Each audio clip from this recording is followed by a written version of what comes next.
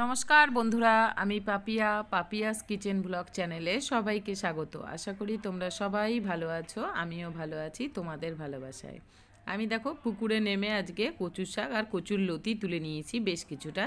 এবার সেগুলো ভালো করে পুকুর থেকে ধুয়ে নিয়ে এই যে বাড়িতে চলে আসলাম। হ্যাঁ, বাড়িতে চলে এসে কি কাজ শেষ? না, চলো এবার কি রেসিপি বানাবো। প্রথমে আজকে কচুরলতি দিয়ে তোমাদেরকে রেসিপি দেখাচ্ছি। প্রথমে দেখো আমার মা কচুরলতিগুলো কাটতে বসে গেছে। আমি পুকুর থেকে ধুয়ে নিয়ে এসেছি, মাকে কাটতে দিয়ে আমি এবার স্নান করতে চলে গেলাম, ফ্রেশ হয়ে আসি, যেহেতু কাদা মাটি মেখে গেছি। আর পড়েও গেছিলাম পুকুরে কচু শাক আর লতি তুলতে গিয়ে। কতবার যে কাদার মধ্যে পড়ে গেছি তার কোনো ঠিক নেই। চলো আমি এবার স্নান করে আসি, মা ততক্ষণ কচুর লতিগুলো কেটে নিই। ও তার আগে আমি স্নান করতে যাওয়ার আগে চলো, এই দেখো বন্ধুরা, কত কুচো চিংড়ি দেখেছো? এই চিংড়িগুলো চলো এবার ধুয়ে নিই। এই যে দেখো আমি ধুতে নিয়ে এসছি এগুলো।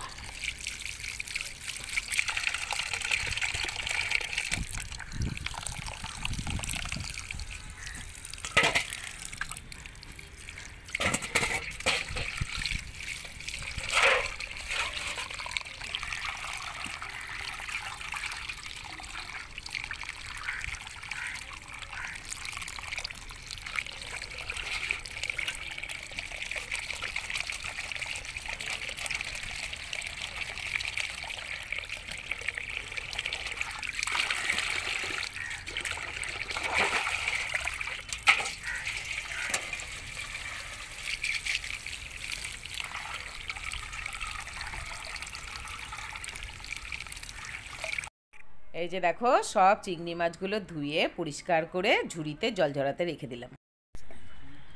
সব ধুয়ে নিয়েছি, এই যে ভালো করে ধুয়ে জল ঝরিয়ে নিয়েছি।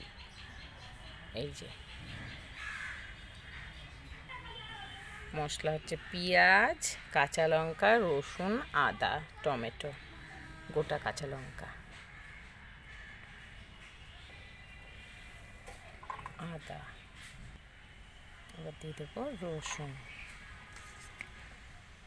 কয়েকটা কাঁচা লঙ্কা,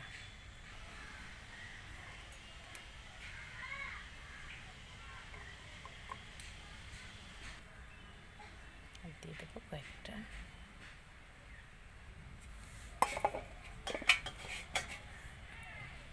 এই যে দেখো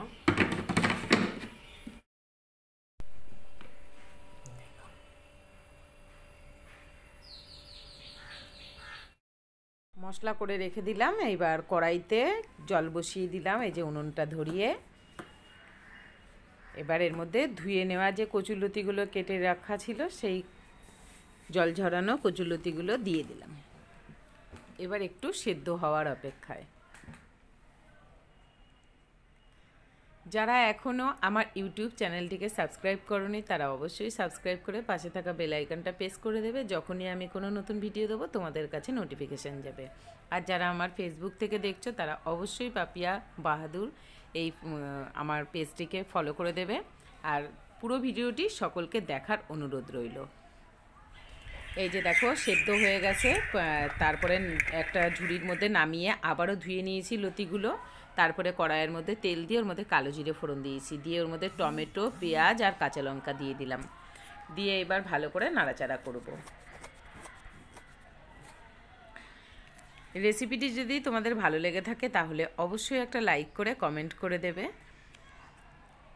আর কে কোথা থেকে ভিডিওটি দেখেছো অবশ্যই কমেন্ট করে জানিও। এই যে দেখো ভালো করে নাড়াচাড়া করে পেঁয়াজ আর টমেটো আর কাঁচা লঙ্কাটা যখন একটু ভাজা ভাজা হয়ে আসলো, তারপর ওর মধ্যে আমি দিয়ে দেবো এই যে পেস্ট করে রাখা সেই মশলাটা।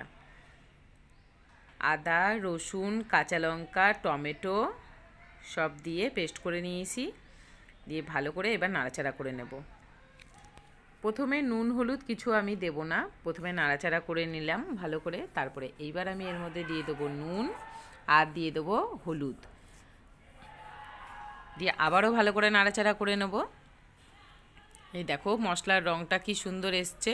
তারপর এর মধ্যে আজকে আমি বাটা শুকনো লঙ্কা দেবো না, আজকে গুঁড়ো দেবো, একটু ধনের গুঁড়ো, জিরের গুঁড়ো আর শুকনো লঙ্কার গুঁড়ো দিয়ে ভালো করে নাড়াচাড়া করে নেব। এই যে আবারও নাড়াচাড়া করে নিলাম, সামান্য একটু করে দিয়েছি, দেখতেই পেলে তোমরা, সামান্য একটু। এই যে দিয়ে এবার ওর মধ্যে আমি দিয়ে দেবো এই যে কুচো চিংড়িগুলো। এই চিংড়িগুলো ভেজে দিলেও হয়, না দিলেও এরকমভাবে দিলেও বেশি ভালো হয়, খেতে গন্ধটা ভালো হয়। তোমরা যদি চাও তো অল্প তেল দিয়ে শুকনো খোলায় আগে ভালো করে ভেজে নিতে পারো, সামান্য একটু কড়াইতে তেল মাখিয়ে ভেজেও নিতে পারো। কিন্তু আমি এটা ভাজিনি, একদিন আমি ভেজে করেছিলাম, তা কড়াইতে অনেকটাই মানে ওই মাথাগুলো ছেড়ে গেছিলো, তাই জন্য আমি এরকমভাবেই দিয়েছি। দিয়ে এবার নাড়াচাড়া করে ওর মধ্যে সেদ্ধ করে রাখা কচুরলতিগুলো দিয়ে দিলাম। দিয়ে এবার বেশ কিছুক্ষণ ভালো করে নাড়াচাড়া করব। এই যে দেখো, আমি কচুরলতিগুলো কিন্তু পুরোপুরিভাবে সেদ্ধ করিনি, দেখেছো অল্প একটুখানি নরম হয়েছে সেই রকম। এবার এই ঝোলের মধ্যে অনেকটা সেদ্ধ হবে। এই যে এবার একটু চিনি দিয়ে দিলাম, আর মশলার থেকে একটু জল ছেড়েছিল, আর আমি মশলার কৌটোটা ধুয়ে সামান্য একটু জল দিয়ে দিয়েছি। দিয়ে এবার চাপা দিয়ে দিয়ে অল্প আগুন দিয়ে দিয়ে ভালো করে নরম নরম করে তারপরে রান্নাটা করতে হবে। অনেক আগুন দিয়ে রান্নাটা করলে সেদ্ধও হবে না বাকিটা, আর খেতেও ভালো হবে না। এর জন্য অল্প আগুন দিয়ে ভালো করে ঢাকা দিয়ে দিয়ে এই যে এরকমভাবে রান্নাটা করতে হবে।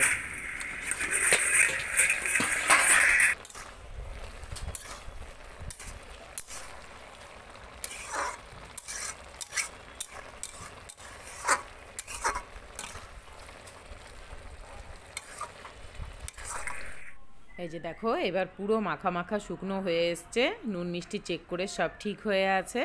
আমি আর কিছু দিলাম না ওই জন্যে। এইবার দেখো আমি একটা থালার মধ্যে নামিয়ে নিলাম। আজকে ক্যামেরা ধরার কেউ ছিল না, তাই জন্য আমি উনুনের উপরেই সোজা ক্যামেরাটা করা ছিল, তাই জন্য ওর উপরেই নামিয়ে এই যে তোমাদেরকে দেখালাম। তোমাদের কেমন লাগলো রেসিপিটি অবশ্যই জানাতে ভুলো না। আবারও নেক্সট ভিডিও নিয়ে দেখা হবে।